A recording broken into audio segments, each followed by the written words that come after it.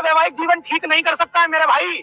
हजारों रुपए खर्च कर दिए आपने अपने पति की कुंडली दिखवाने में। दीदी अपने मन से मुझे ये पूछ के बता दीजिए ईमानदारी से, क्या कोई ऐसा व्यक्ति मिला अभी तक जिसने आपका वैवाहिक जीवन ठीक कर दिया हो? ईमानदारी से सही सही बताना, क्योंकि आपके जीवन के ये जो दो चरण है इनका डायरेक्ट कॉन्टेक्ट सीधे आपके कर्मों से जुड़ा हुआ है। और मनुष्य की क्या सामर्थ्य कि वो आपके कर्मों में हेर बदल कर दे?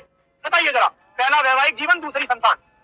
वैवाहिक जीवन और संतान में मनुष्य हेर बदल नहीं कर सकता है। और ये चीज समझिए, जैसे आपने कर्म किए उससे आपका भाग्य बना, और जो भाग्य में पति लिखा था, जो पुरुष लिखा था, वैसा मिल गया आपको, वैसा मिल गया।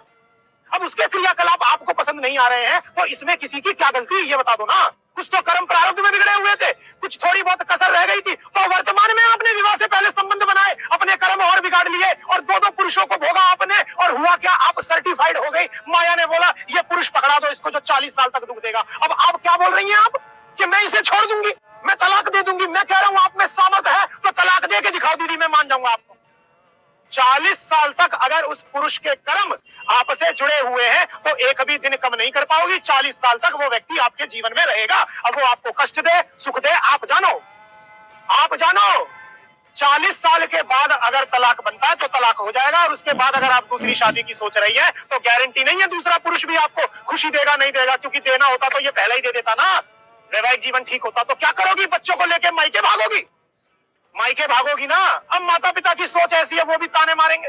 चलो वो ताने नहीं मारेंगे तो भाभी ताने मारेगी।